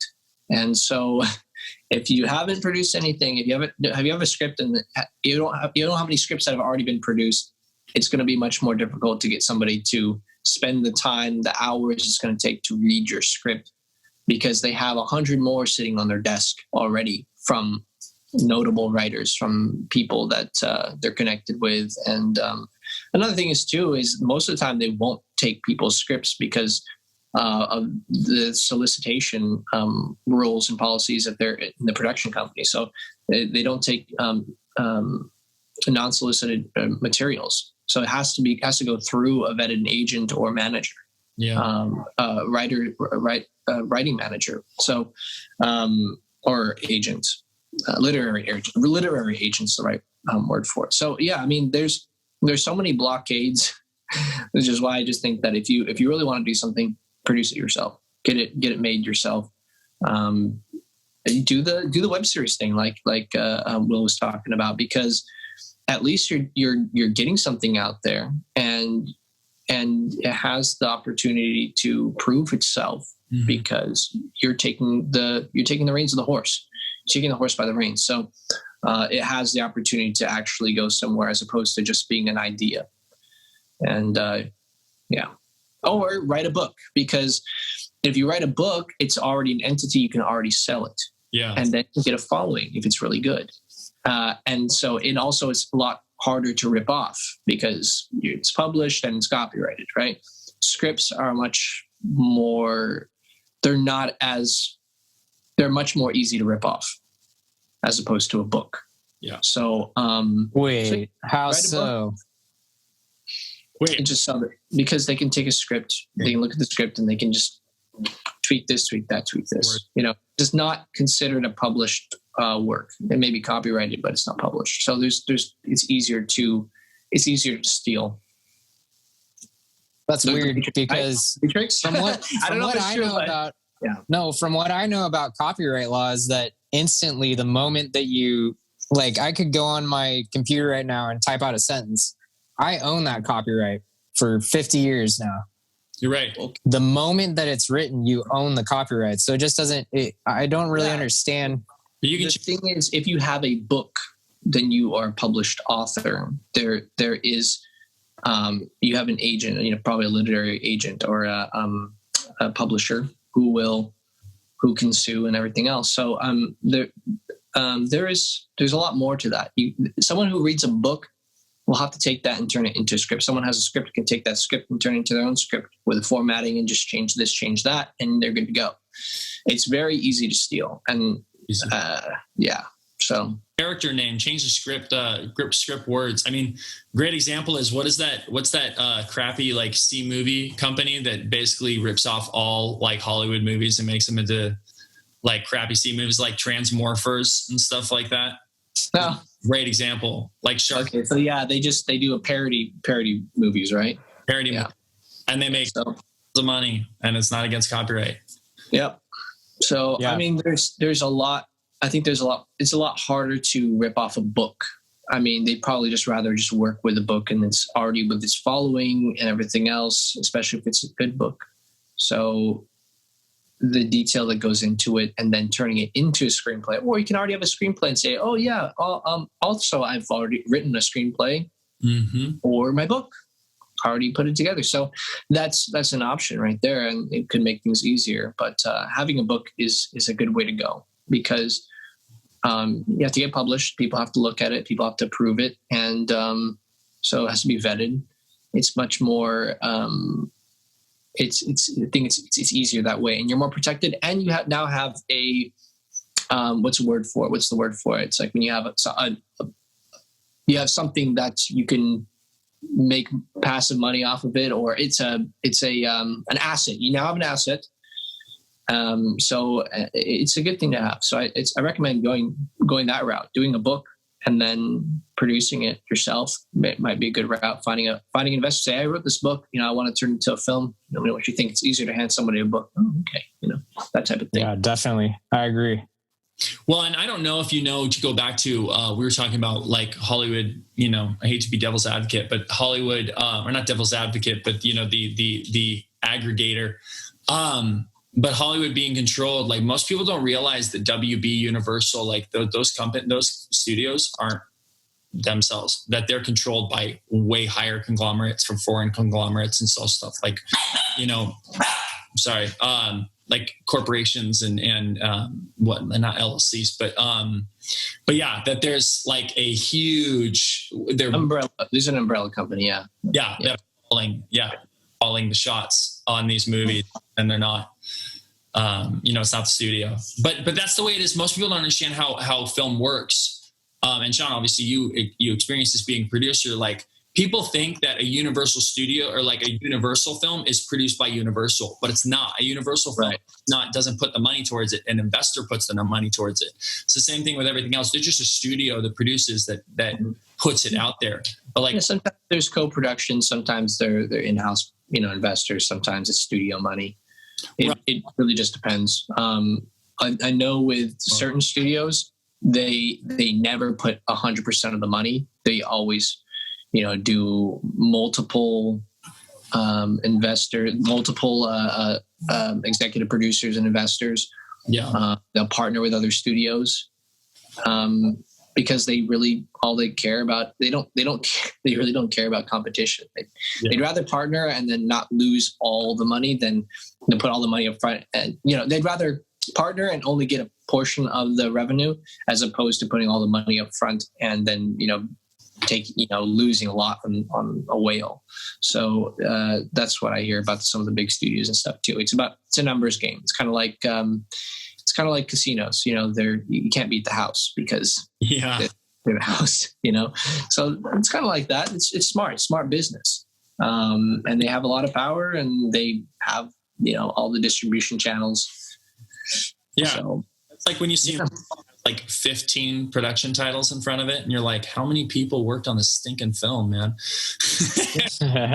One after another, and you're like, what is? And each has own like intro that they use. It's so funny. Like Imagine Entertainment will work with Universal and like they'll work with just like a Bad Robot, and it's just be like 15 things. It's so funny. Absolutely. It's the name of the game. Don't put all your eggs in one basket. Yep, definitely not. So even Those the are big, wise words. Even the big guys do that, and unless you want to control it, then you should put all your eggs in one basket because you'll be the sole controller, and you want to have giant spiders. Have you ever heard the story of like why there was so many movies in the 90s that had giant spiders in them? It was this one producer, and he back to like think like Wild Wild West. Remember it had the Will Smith one? Remember it had that weird like robotic spider thing? You're like, where did this come from? It was one producer who put it into like Batman. He like funded everything, and he was obsessed with giant spiders. And every time he would come in, he would go into the writers, he would go into directors, creative consultants, and he would say, hey, I really want this. And they would go, oh, okay, but that's not in the movie. What are you talking about? And he would go, I'm putting most of the money down. I want it in the movie. And that's why they got in the movie, because it was one producer. You better put that giant spider in that movie. Crazy. Apparently he wanted to apparently he wanted to invade my nightmares. I know, for real. Just this crazy wealthy guy who was like, I'm putting most of the money towards the movie. Highway. That's why I think, Sean, like your idea of wanting to become your own creator, like we talked about that, of coming from the film industry, of wanting to just create enough wealth that way we can go off and do our own projects and our own, like animation is a great example. Like you just talked, or Trevor, you were talking about how your son is watching these Cartoon Network shows or these Nickelodeon shows. You're like, there's no substance to these shows, because you're right, they're just all about amusement. But it's because there's like so many fingers that are in the pie putting these productions together and stuff. It's like, we want to start an animation company, we want to start a film company, because when you're the one who is producing it, and solely, or at least the majority producing it, then you can call the shots. And when a producer comes in and goes, hey, I'd like to see this, then they can't say, well, you're going to do it, because if you don't, I'm going to pull my money from this, because you're the one who's in control, you know? Yeah. Yeah, exactly. I mean, you have the money speaks, bro. You know, it's cash is king. So you got money, you got power. Or at least virtual cash. Speaking of money and how it can be used to control certain things in production, news broke out on February 11th, 2021, this year, that Lucasfilm and Disney fired Gina Carano, alleging that she posted anti-Semitic content on her Twitter feed. Many people are claiming that this is simply cancel culture. What are your thoughts on cancel culture, and is there a lack of freedom of expression in Hollywood? In addition to that, is bullying common in Hollywood? Oh. Well, I mean, the way I see it is that if she was wrong, then I guess she can sue. And so we'll see. I'm not too familiar with what she allegedly said. So, but as far as cancel culture goes, maybe it's just because when I was growing up, it's like I was taught to have thick skin. And so because people are going to say things that may offend you and whatnot. And so I kind of don't like the way it's going, because I think it just kind of, it makes for kind of like a very, I'm trying to think of the right word to use, but I think there's something that, builds a little bit of character when you're faced with people who may not think like you or want to tease you or whatnot. I think that it can build your. No, I'm not saying I'm not saying it's good to be bullied.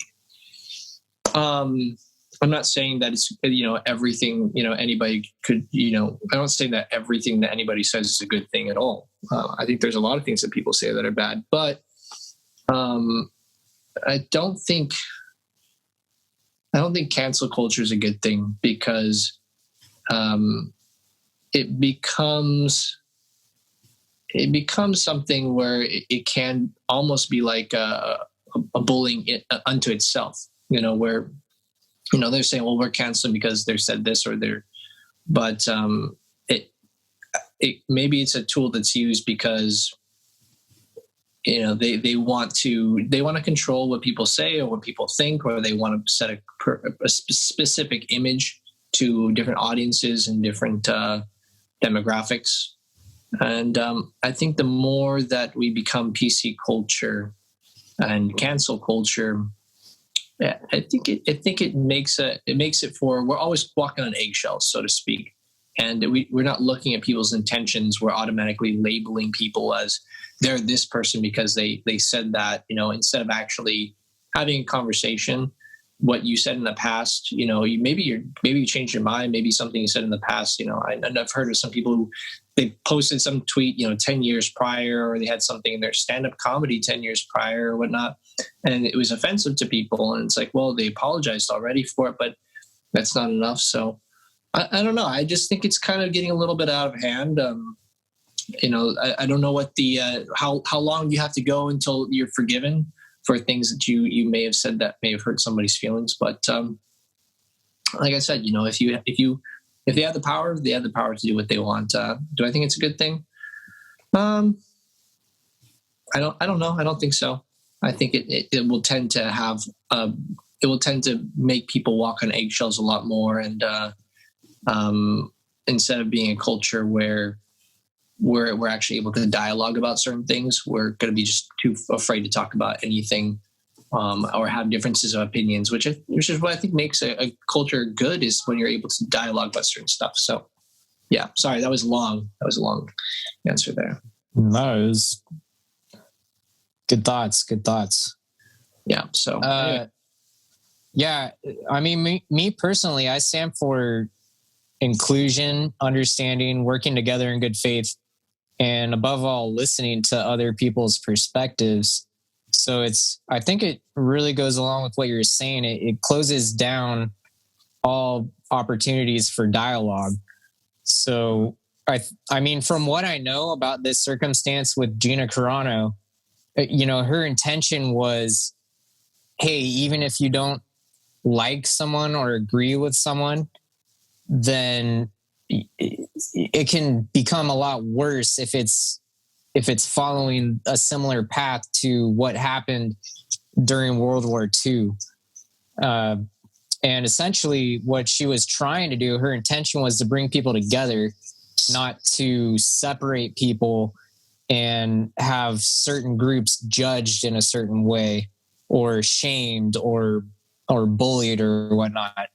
So I mean, even Ben Shapiro said this, and he's full on Jew, Jewish in his faith. He practiced Judaism. Yes. And he said, I don't see anything anti-Semitic about this at all. He said, I don't like it when people use that as a comparison, but there's nothing anti-Semitic about it. So just the fact that instantly it's labeled as this anti-Semitic thing, that turns into defamation and slander, and it has nothing to do with the intention. Yeah, I mean, intentionality. Yeah, I don't know. I mean, it's like it's a tough time. Well, I can tell you exactly what she said. That people were so problematic about. Okay. And yeah, you made a good point, Trevor. The whole point is, even Ben Shapiro talks about it, where he's like, "You guys, I'm as Jewish as it comes, and I'm willing to work with her." Right? That's my Ben Shapiro. Just to let you know, he's like, "Come on, hey guys, hey." Wait, can you do that again? Can you do that again, really quick? Anyways, so he's literally when she got not canceled. Well, she did get canceled, but when she got fired from The Mandalorian, Daily Wire reached out to her, said, "Hey, we don't agree with this. We will hire you as a producer. We will fund you we will produce for you to be able to direct and produce your own movie." Daily Wire, owned by Ben Shapiro, right? If she was so anti-Semitic, why did one of the biggest Jews in Judaism, like the most famous Jew at least, agree to work with her? And that's kind of the point. What she said that was so problematic, or what they think, the only reason, and this is what it comes down to, cancel culture is always one way. It's not the other way. And that's the problem. It's starting to, and that's what's funny. We're starting to see the piranhas eat each other, and it's not going to lie. It's kind of enjoyable. But cancel culture is always one way, and it's always been the conservative route. Canceling Christians, canceling conservatives, anybody who's pro-life. All of that is all about making sure that they don't have a voice. And who was it that said, I might have to look for the quote, and I'm totally going to botch it, but I think it was actually C.S. Lewis, said that No, it wasn't C.S. Lewis. Sorry. But he basically said anybody who tries to silence somebody is not showing that what they say isn't true. It's showing that they're afraid of what they're going to say. Right. I'm totally botching that quote. It's a quote from somewhere. I could look it up right now. I don't have it on me, but that's kind of the point, is that if what is so problematic that people are saying is so problematic, then why aren't people allowing them to say it? And that's the problem, is anytime you have truth, and like you talked about, Sean, earlier, you talked about how there's kind of more, there's not relative truth anymore. It's just your own truth, which doesn't exist. There is relative truth, and that's the end of it. There is no your own truth. There's truth, and then there's opinion. There's fact, and then there's opinion, right? It's a completely different thing. Objective versus subjective truth. And yeah, you could say it's about the intention. But anyway, so digressing, what she did was she basically said that people who are going, and she was talking about cancel culture, which is ironic. They said people who are going after others and exposing them in that way is, and once again, I'm not quoting her completely, but is equivalent to Nazis, and not Nazis, but Germans who were exposing other Jews who were not a part of the Nazi party, but were just exposing them to the Nazi party. And of course, the left lost their mind over Twitter. And that's the problem, is Twitter's just a dumpster fire. But there was that. And there was another tweet where she showed a picture of a man who refused to heil in a surrounding group of Germans who were heiling. And she basically told his story of how he fell in love. He used to be a Nazi, fell in love with a Jewish woman, realized that he was wrong, and rescinded his beliefs, and all they saw was a picture of Nazis heiling. They didn't look at the content or anything like that. They said it was problematic, and that's where the anti-Semitic things are coming from. That was the reason that she got fired from Mandalorian. But she's already revealed that Disney had been basically bullying her the entire time, saying, we're not going to put you on this until you renounce your beliefs. We're not going to allow you to go to this press conference until you apologize for these things that the Twitter mob has said you've done. And the problem is that we see it time and time again, is that everyone thinks, well, the solution is to apologize and then you're forgiven and you get to move on. But that's not what happens, because as soon as you apologize, you're admitting that you did it, which you didn't. But if you have something to apologize for it. But when it comes to cancellation and cancel culture, as soon as people apologize, that's when the Twitter mob goes into effect and says, oh, this is why they're actually a racist. Now they're admitting it, and cancel them. And that's how we've seen a lot of that happen. But what's funny is we're now realizing that cancel culture is appearing, but it's happened forever. Look at Brendan Fraser's career. Look at Mel Gibson's career, right? And look at Robert Downey Jr. Robert Downey Jr. is one of the best examples of redemption.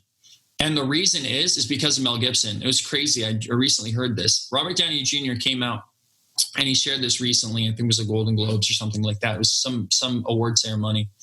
And he said that when he got arrested for DUI, when he dealt with drugs and everything like that, that Hollywood barred him. They blacklisted him. Every audition he would go to, they basically wouldn't take him. Mel Gibson ran into him at a rehab and said, hey, I've seen what's happening to you. I don't believe that's the person you are. And he got to know him and saw that Robert Downey Jr. had become a different person. And so he said, as soon as you're ready to get back in there, I will give you a job. And he gave Robert Downey Jr. his very first job, very first film. This is when Mel Gibson was still making films. So the cool thing, when Mel Gibson was canceled because of his anti-Semitic comments, right? Robert Downey Jr. reached out to him and he said, hey, because you helped me, I'm going to help you. And so he actually called, you can look up this video. He said, give him another, he's literally speaking to Hollywood right in this room. And he says, give Mel Gibson another chance. He said, he's sorry. He's ready to move on. And I don't know if you guys realize it, but Mel Gibson has been in a lot more movies recently. Yeah, it's true. Junior. He has one coming out called The Fat Man. I'm looking forward to it, man. It looks hilarious. Yeah. And he's good, man. He's freaking Lethal Weapon, right? He's Mel Gibson, dude. It's the Patriot, you know? And yeah. Braveheart, and it was such a shame with what they did to him because, but here's the problem with Hollywood, because you're in the limelight, every single slip up action, you are not allowed to fail according to society, because right. if you do, you're done, because everybody hears about it, right? Nobody hears about what we do, right? That we, accidentally got angry at somebody, in the freeway. Right. Thing like that, right? Or that we said something we shouldn't have said and we were sorry about it. Right. But here's the interesting thing too, is like people can say a lot of things, act a lot of different ways, live a certain lifestyle, and Hollywood goes, oh, that's okay. But if you have some sort of moral belief or conservative values, and it treads on the toes of other specific individuals or bigger conglomerates. I mean, you can be in the crosshairs for sure. Yeah. And so I understand it. I get it. I've been very vocal about my beliefs, as long as I've been in this industry. And I do wonder, some days, whether or not whether or not the glass ceiling, there is some sort of glass ceiling as far as, the roles that I've been able to garner over the years because of how outspoken I have been. Now, I think that's unfortunate because, it's like, I don't know what their fear is. Because, when it comes to, my beliefs and people like me and other Christians and Catholics, what we want is not, we're not a hate group or anything like that. We literally love everybody, and we might disagree with people. That's fine. I've always been told, agree to disagree. Mm-hmm. You can have disagreements with anybody, but you also have to treat them with love and respect.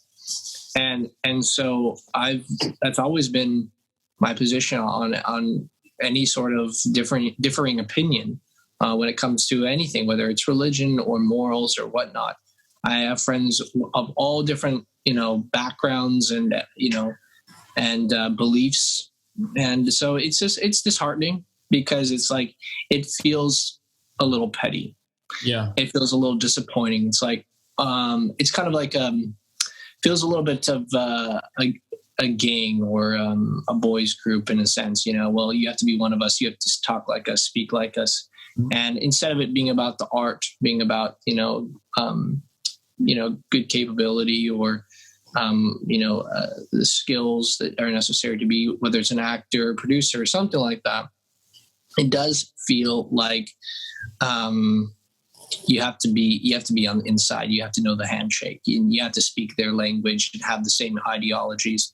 And that is a little disappointing. And I hope they change their minds on that because, we all want to bring good content to the table, and we all want to do good work. And I don't think that our differences of opinions should get in the way of collaborating, and so I hope they change their minds on at least. I'm not saying that them as a whole, but maybe certain individuals or certain companies. I do hope they change their minds on that. But it seems like things are becoming more and more divisive. And that is disappointing and unfortunate.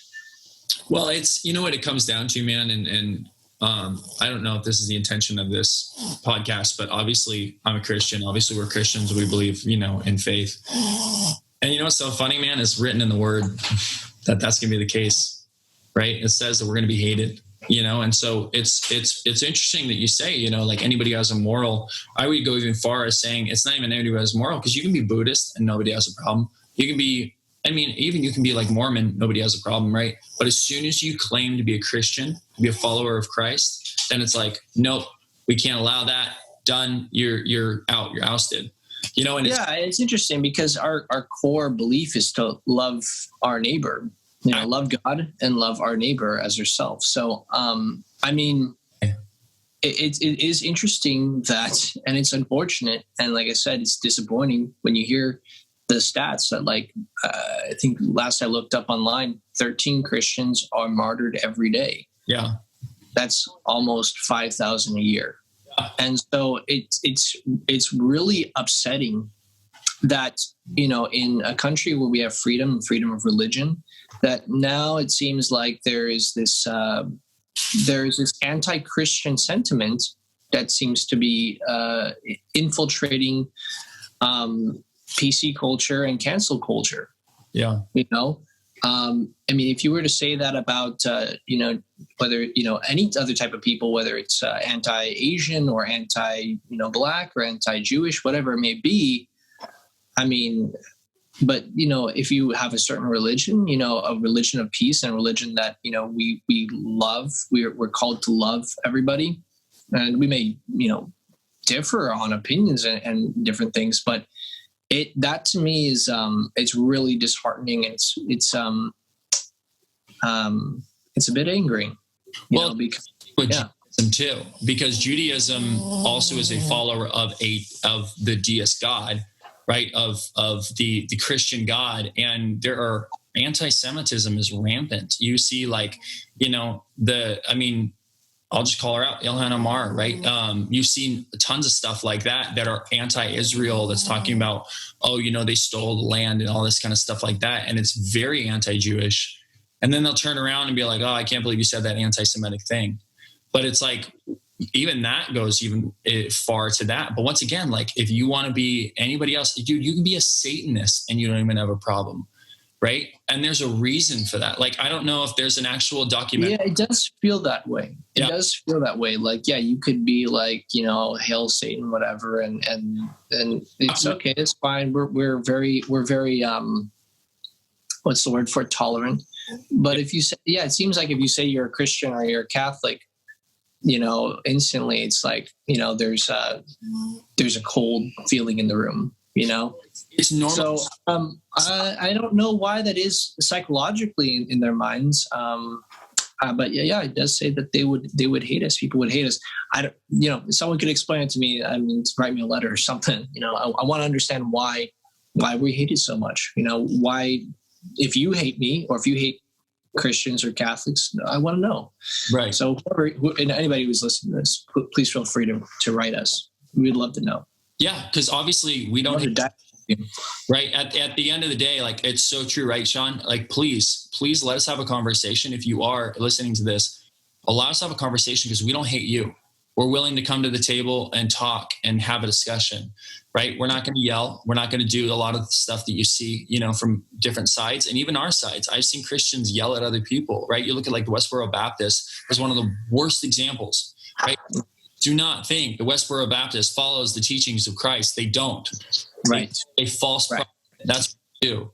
But even then, talking about Satanism or these actual like dangerous cultish things, we've created a normalization of evil.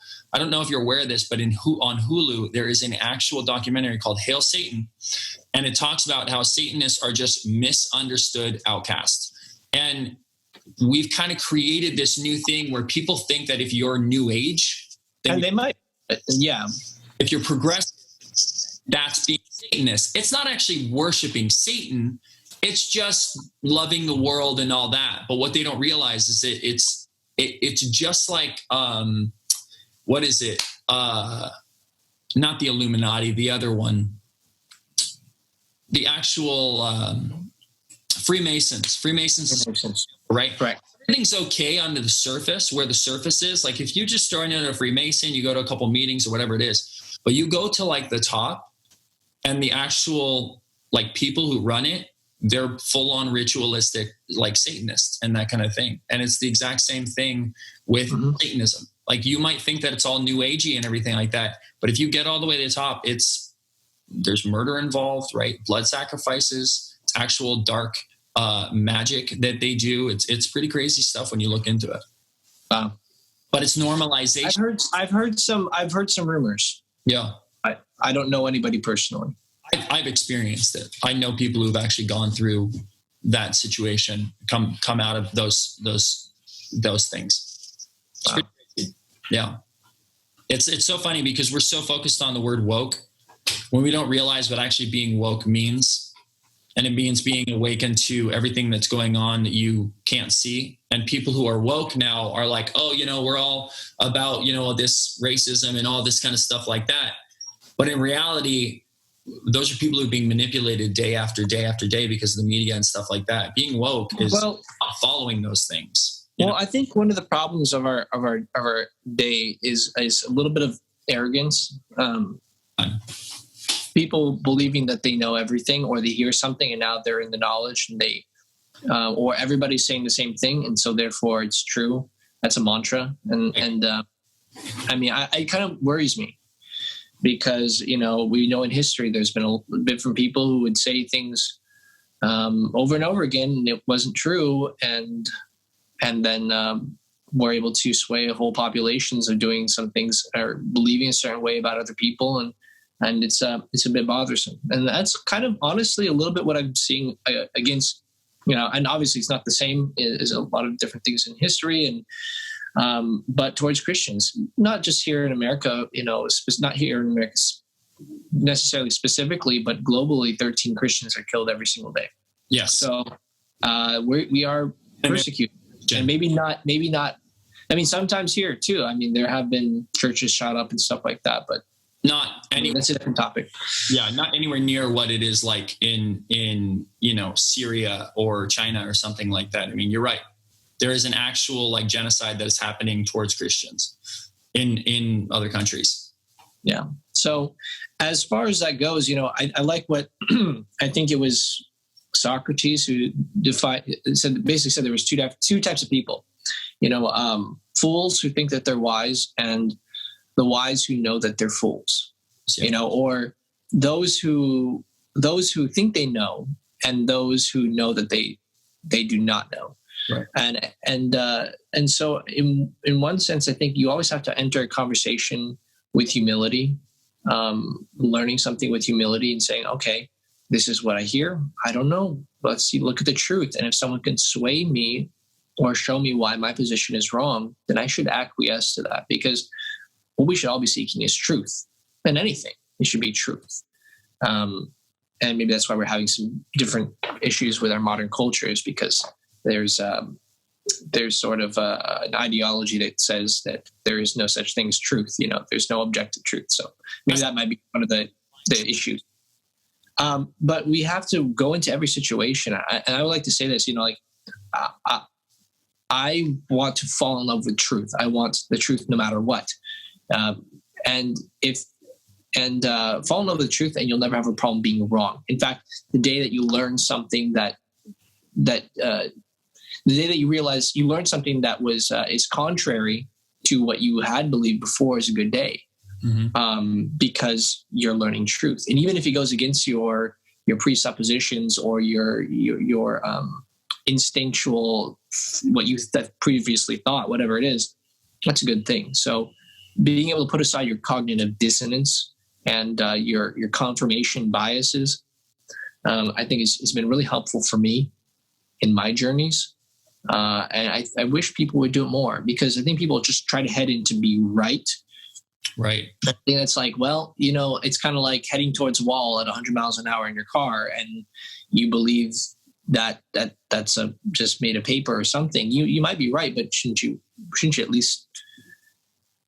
least know what that really is before you go at it 100 miles an hour? Like, shouldn't you figure out whether or not that road actually is not going to go onto a cliff? And so I think the same thing we have to do with intellectually with learning, or, with any type of information that comes into our sphere. We should put aside our cognitive dissonances and confirmation biases and really look at it and say, is this true? And if it's not true, then you got to discard it. If it is true, then you got to accept it. And maybe that's something that we should talk about next time, because the question is, what is objective truth? And I personally believe objective truth is the Bible. It has been proven. It proves itself every single time. It's withstood centuries. And if you really read it and you actually delve into it and research and look into it, there are tons of truths that are in there that it constantly just confirms, everything about it.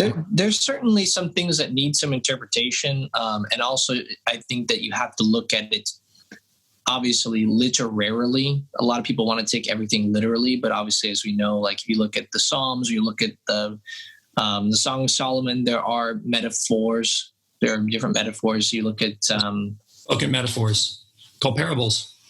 Yeah, exactly. So there's truth within everything in it. We just have to figure out, okay, what was the intent of the original writer? Was it to explain something scientific that's happening here, or was it to tell a story, and that story has a moral behind it, or meaning behind it, or some sort of truth beyond just the physical facts and circumstances of what happened in that story.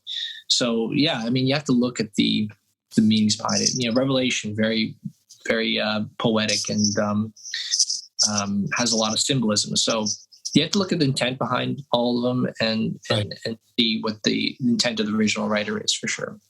Well, yeah. I mean, like I said, this is definitely something we can get into later, because we've been talking for 2 hours. I think we should probably end it. But I do want to say, though, like biblically, I understand what you mean in that, but I think people take that too far. There are actual true stories that they're not fun stories, you know, just to make people feel good. It's not a good book like that. It's not. If you read the Old Testament, it's not some make you feel good book. There's crazy stuff that happens. Like, the only reason I can say this, because I know objectively, because I've literally read the Bible all the way through, right? Where most people haven't, and most people have done it consistently and meditated on it and that kind of stuff too, right? There's a lot of stuff in the Old Testament that people will read it and they'll be like, what did it just say? For real. I highly recommend a book by Trent Horn. It's called Hard Sayings. It's about all the difficult things in the Bible that you might read it and be like, why in the world is this in here? Why would he say that? Does God really believe that? Are we really supposed to follow these things? And so it's a great book that just explains the different stuff in there from a historical perspective, from perspective of other, corroborating different verses, other verses in the Bible, understanding the context of the what's going on in that chapter or in that book, and the intent of the original writer. So it's really good, especially for some of those Old Testament passages that come off very bizarre. So I highly recommend it. Yeah. Anyways. Along with what you guys are saying, you have to take a real good look at the context. Yes. Too.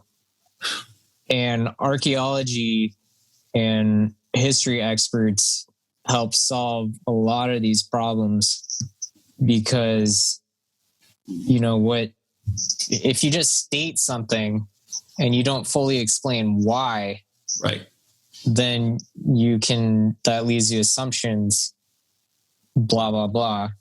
So I think that would be a great talking point on another episode. Yeah, we can have it'd be nice to have like an interesting dialogue between a Catholic like myself and other Christians like you guys. So for sure. Yeah. But yeah. In closing, I just like to say something that kind of goes along with everything that you guys have been saying. And yeah, for some reason, I mean, I'm not surprised, but a lot of people, judge Christians as being these hypocritical people. And I mean, to be honest, I've been a hypocrite. I think we all have. And, there's a lot of people that have gone out and say that they represent Christianity. Like if you go back to like the medieval times, you've got all of a sudden Christianity becomes what's popular. So what happens is you've got all these aristocrats and these kings and these queens, and they're like, okay, well, let's take this. I'm going to say that I'm a Christian, and, I'm going to push my agenda because of this, just by saying I'm a part of this group now. It really comes down to, there has to be, like you're saying, an objective truth. Are these people literally doing what they should be doing, or are they only serving themselves? And there's a difference. And that is an objective truth. I mean, it happens all the time with detectives. You have to determine whether or not someone actually did a crime or not.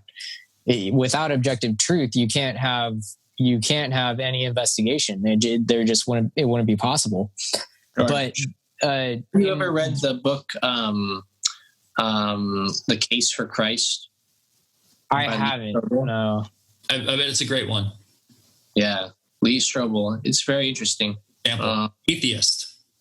He was an atheist, and then he tried to disprove Bible. He tried to use his, he tried to disprove the Christian faith, the Bible, whatever. He tried to disprove the resurrection of Christ. Mm-hmm. I think it was the central part of it. So, pretty cool book. Pretty cool. Yeah. Book. Yeah, they made a movie of it too. It's just like, right. Yeah. It was the ending was a little cheesy, but yeah, it was pretty cool. Christian movies usually are. We talked about that yesterday. Yeah. But, and that's the thing, there's differences between, but it's okay. We'll get into that next time. I just wanted to say one more thing. So there was this documentary that I watched a while back, and it's called Jesus, Save Us from Your Followers. And in that documentary, this guy goes out to all these groups that, aren't exactly following what Christians would be following. And there was this one part in the film where there were these guys that would dress up as like Catholic nuns, and I forget what they called themselves, but they would do it. And then there was this other group that were supposedly Christians that would be like, oh, you're sinning and this and that. And the guy said that he literally cried because he went and he met with these people that would dress up as nuns. And instead of the Christian group being the one that is loving and understanding and gracious, the nuns took flowers and they set them down in front of these people that were basically rioting against them. And, I want to be that kind of person. I don't want to be the person that is going to go up to get in your face and say, you're doing all these things wrong, right, this and that. And I mean, people can probably look at some of the things I've said in the past and assume that. But honestly, what I was really trying to do is I was trying to understand the other person's point of view. So sometimes you do have to ask hard questions and you do have to, say things that might be controversial. But I honestly want to understand the people that I'm talking with, because it's like what Larry King said, you want to live curiously and you want to listen more than you speak. And sometimes, we don't do that. We go out, we lash out at other people. But I would hope that you guys would agree with me that that's not what we stand for. I don't think that's what any person who calls himself a Christian should stand for, because we're called to love even our enemies. Mm-hmm. We're called to provide food and shelter for our enemies. Why? Right. Because that's going to stop the cycle of hate, right? Yeah. Right. And I love that verse, love your enemies, because a lot of people think that means like, you have to have warm, fuzzy feelings. It's impossible. Someone's like, wronging you, you're not going to be like, oh, I feel so good towards you. No, that's not what love means. Love is an action. That's why the verse that follows it is to pray for those that persecute you. Love is an action. It's a choice. It's to will the good of another, as Thomas Aquinas put it. And so, we're called to do good towards all people. Love our neighbor as yourself, and even love our neighbors. Pray for them. And so, if you're out there and you hate us Christians, and we're praying for you, because we want you to know that regardless of you hating us or disliking us, we love you and we want the best for you. So, if you are out there and you want to dialogue with us, hit us up. You can find. Let's go through it. What's your guys' social media? I don't do social. All you guys. Okay, that's fine. Well, you can follow me then at Sean Afable, SeanAfable on Instagram, and then I'm also on YouTube. You can just look up Sean Afable, Sean Michael Afable, and editing, little. We'll do a little editing tag in post. Yeah, sure. I actually can't remember what my Twitter handle is. So let me figure out what I it is. haven't used Twitter in a bit, but I got Twitter as well. It's also at Sean Afable. So yeah, like I have an Instagram and stuff like that, but I never check it. So my Twitter is at Trevor Hirsch 1. And we'll go ahead and put that up in the bottom. All right, cool guys. Well, thank you so much for your time. Yeah, great conversations. I would love to do this again sometime soon. And I hope that everyone out there who's listening found this relevant, they found it interesting, and that you got a little bit more of an understanding of who we are and what we represent and the types of things that we're going to talk about in the future.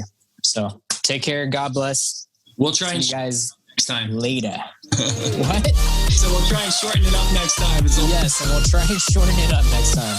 Might have to break this up into a few pieces, so we'll see. Yeah, definitely. All right, take care, guys. Peace. Nice talking. You too, man. Peace. Bye.